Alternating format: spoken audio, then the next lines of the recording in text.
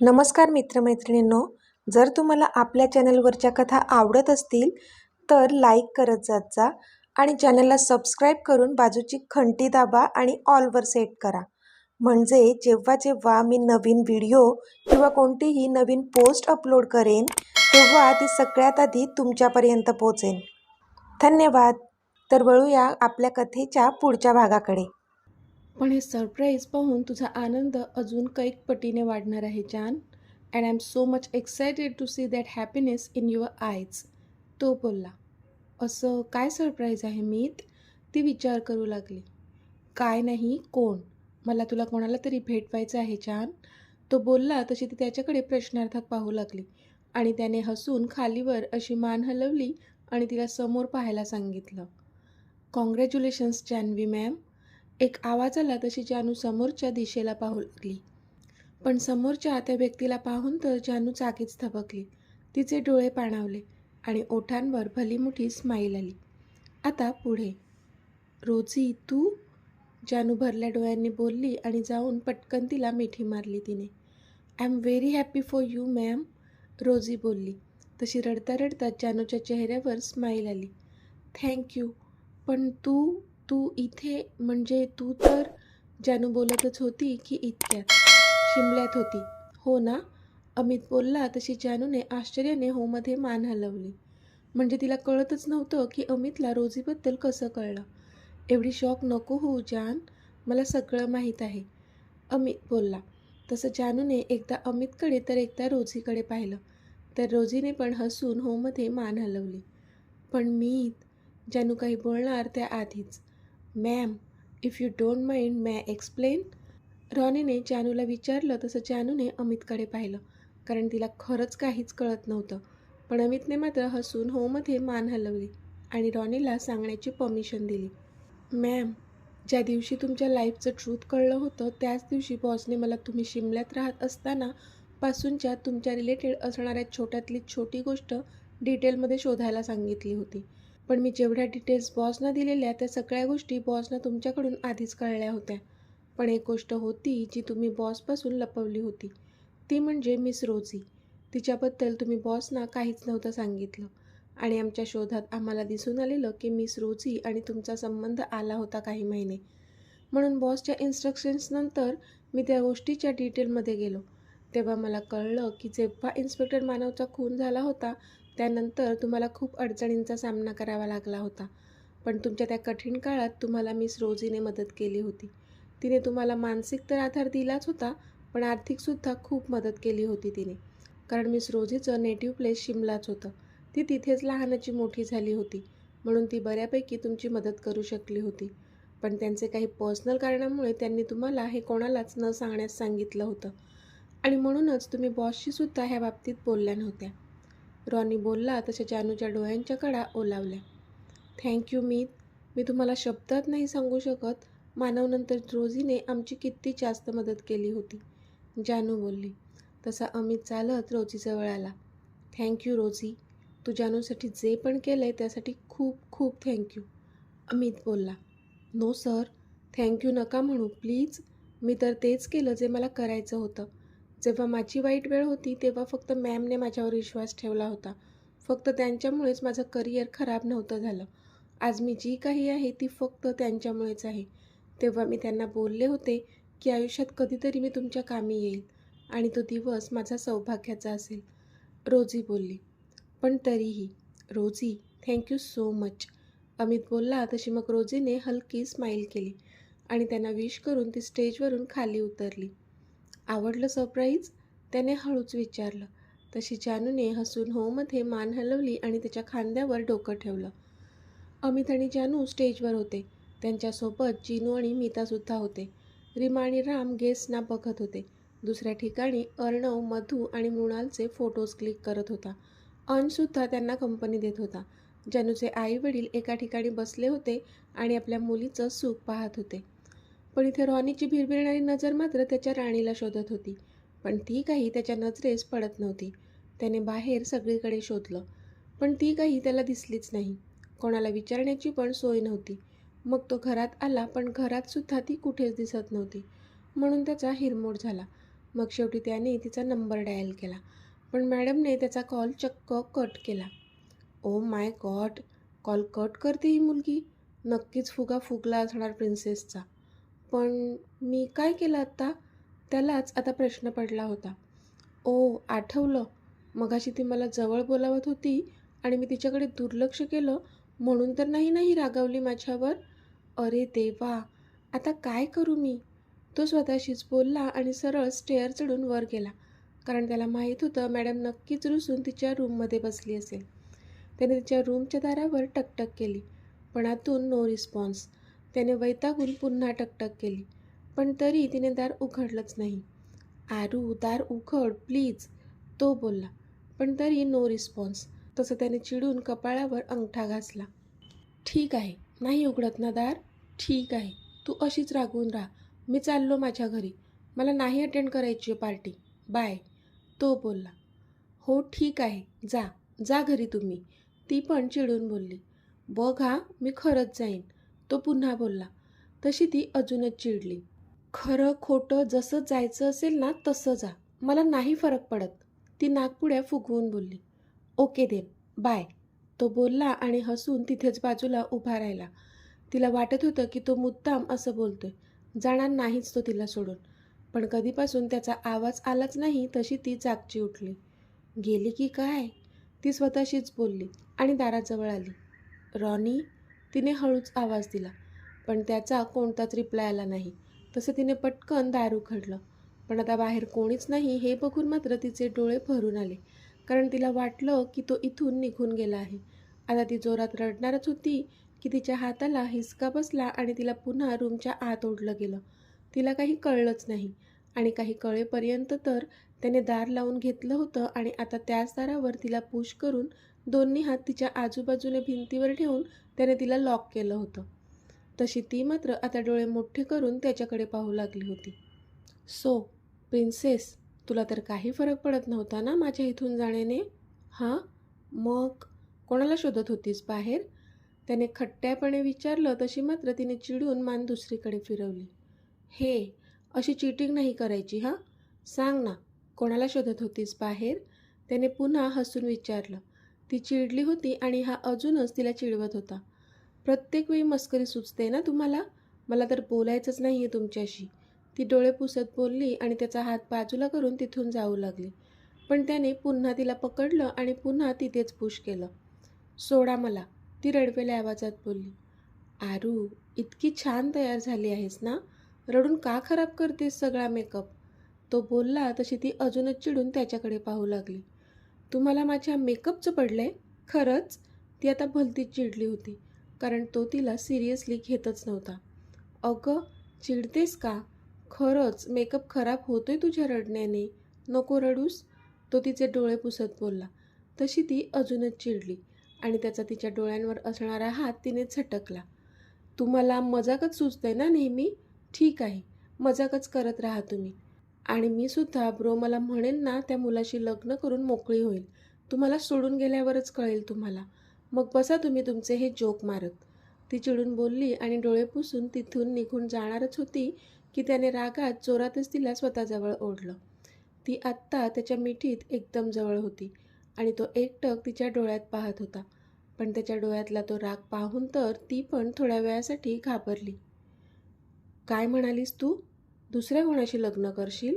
मला सोडून जाशील? त्याने रागात विचारलं. तसा तिने भीतीने एक औंढा गिळला, कारण सध्या त्याचे डोळे आग ओकत होते.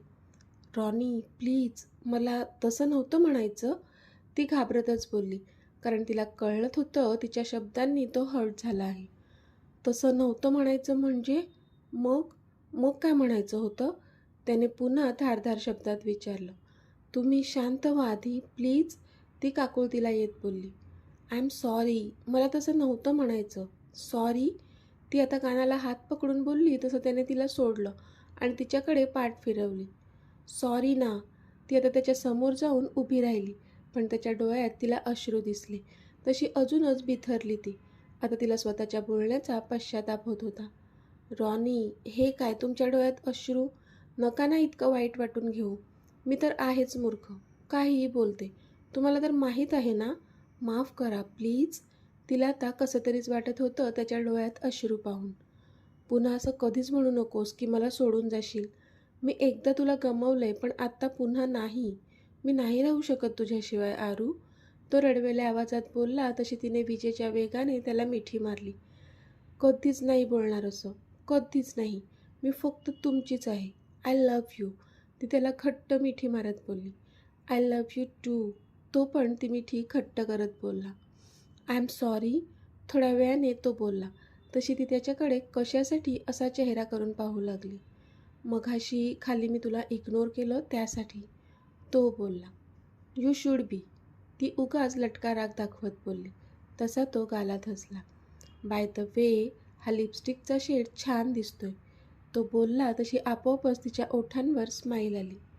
पण थोडीशी डार्क वाटते का? थोडी लाईट असली तर अजून छान दिसेल. हो ना? तो बोलला तशी न कळून ती त्याच्याकडे पाहू लागली. थांब, मी हेल्प करतो तुला. असं म्हणत तो तिच्यावर झुकला तसं तिला लक्षात आलं त्याला काय म्हणायचं आहे. नाही हां, अजिबात नाही. मला सगळी नाटकं कळतात तुमची. ती डोळे बारीक करून बोलली तसा पुन्हा तो गालात हसला. चला आता खाली जाऊया. ती बोलली तशी त्याने होमध्ये मान हलवली आणि मग ते दोघेही खाली गेले. आता फंक्शन संपत आलं होतं. सगळे गेस्टसुद्धा आपापल्या घरी निघून गेले होते. अमित आणि रॉनी दोघेजण काहीतरी डिस्कस करत होते. जानू लिव्हिंग एरियामध्ये जिनू आणि मीतासोबत बसली होती. इतक्यात तिथे आरू आली. हाय जानू, आरू बोलली. आशू हाय, जानू बोलली. सो कसं वाटतंय?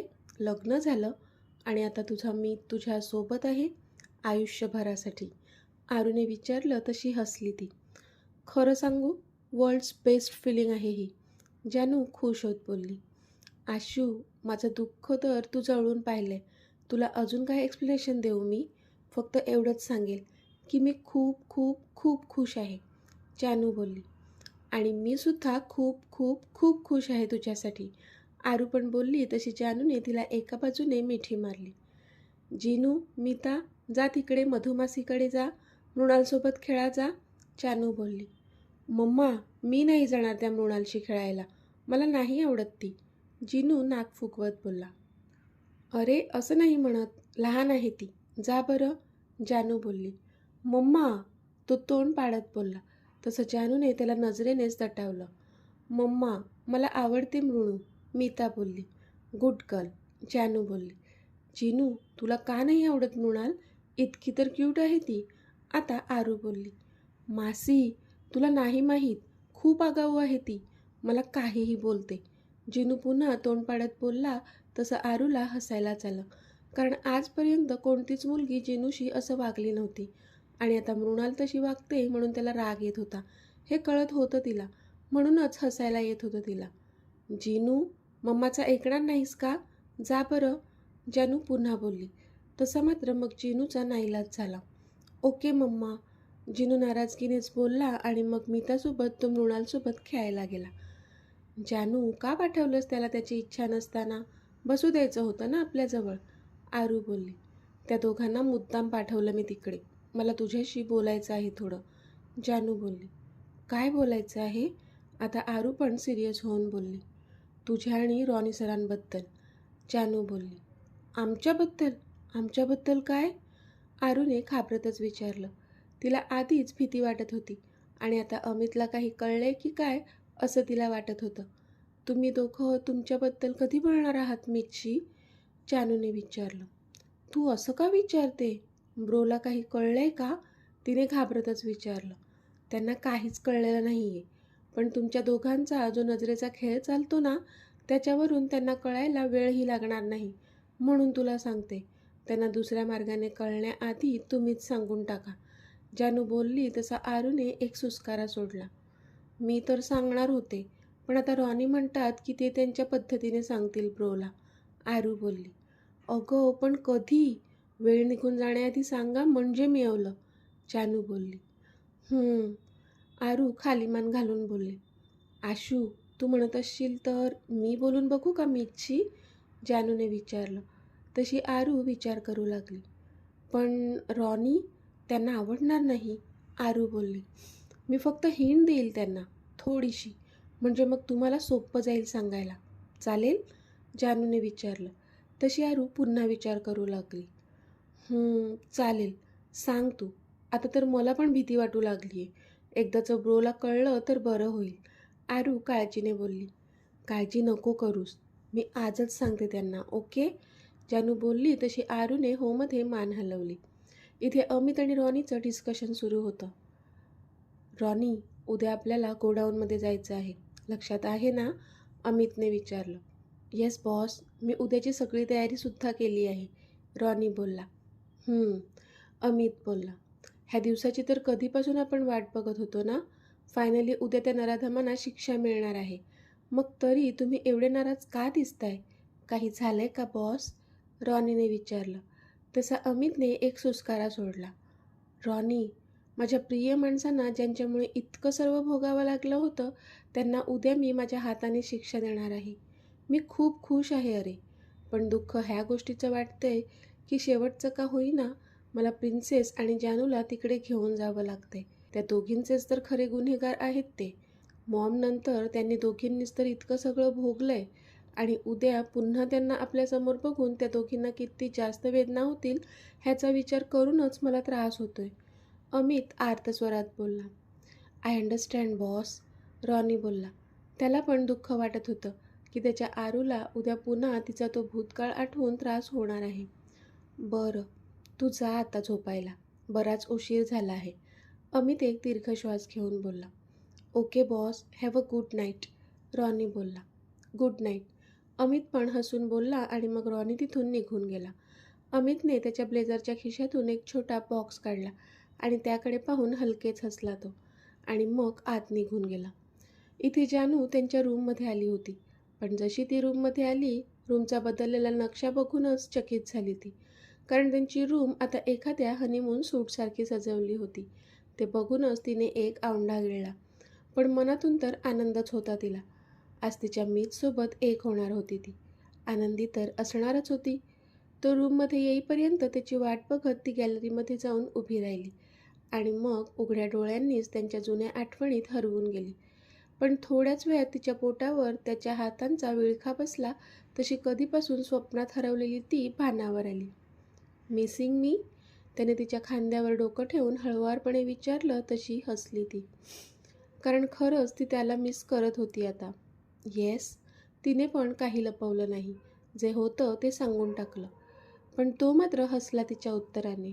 आय एम सो लकी, तो बोलला. तशी ती वळली आणि त्याच्याकडे प्रश्नार्थक पाहू लागली. अगं, तू मला मिस करतेस ना, म्हणून म्हटलं की मी खूप लकी आहे, तो हसून बोलला. तसे तिने डोळेच फिरवले. म्हणजे ह्यात लकी असण्यासारखं काय आहे ना? तो तर लकी आहेच. मग मी मिस करो किंवा न करो असं म्हणायचं होतं तिला. पण काही बोलली नाही ती. बरं मीत, मला तुम्हाला काहीतरी सांगायचं आहे, ती बोलली. अच्छा, सांग मग, तो तिच्या गळ्यात हात गुंफत बोलला. तसा तिने एक दीर्घ श्वास घेतला. कारण जे ती त्याला सांगणार होती ती काही साधीसुधी गोष्ट नव्हती. म्हणून धडधड तर वाढलीच होती तिची. मीत, म्हणजे मला हे सांगायचं होतं की तिची ततपप झाली होती. काय झालं? काही सिरियस आहे का? तू ठीक तर आहेस ना? त्याने काळजीने विचारलं. हां, मी ठीक आहे. मला काय झालं आहे? मला तर आरू, ती बोलता बोलता थांबली. कमालीचं दडपण आलं होतं तिला. अगं, बरं ते सोड. त्याआधी मला पण तुला काहीतरी द्यायचं आहे, तो बोलला. तशी ती चकित झाली. काय द्यायचं आहे? तिने विचारलं. तसा तो गालात हसला. तू इथे ये माझ्यासोबत, तो बोलला आणि त्याने हाताला पकडून तिला रूममध्ये आणलं आणि बेडवर बसवलं. पण आता बेडवरची पुन्हा ती सजावट बघून जानू शहारली. पण मीत, मला काय सांगायचं आहे ते एकदा, ती बोलतच होती की त्याने त्याच्या ब्लेझरच्या खिशातून ते छोटं बॉक्स काढलं आणि तिच्या समोर धरले. तशी ती त्याच्याकडे पाहतच राहिली. गिफ्ट? तिने डोळे मोठे करून विचारलं. त्यावर त्याने मान वर खाली अशी होमध्ये हलवली. काय मीत, मी गिफ्ट दिलं म्हणून तुम्ही पण गिफ्ट द्यायलाच पाहिजे असं नाही आहे काही, ती बोलली. तसं त्याने मनातच डोक्यावर हात मारला. छान, कशी आहेस ग तू? बायका नवऱ्याकडून गिफ्ट मिळावं म्हणून काय काय करत असतात, आणि तू आहे की नवरा तुला गिफ्ट देतोय तर म्हणते त्याची काही गरज नव्हती.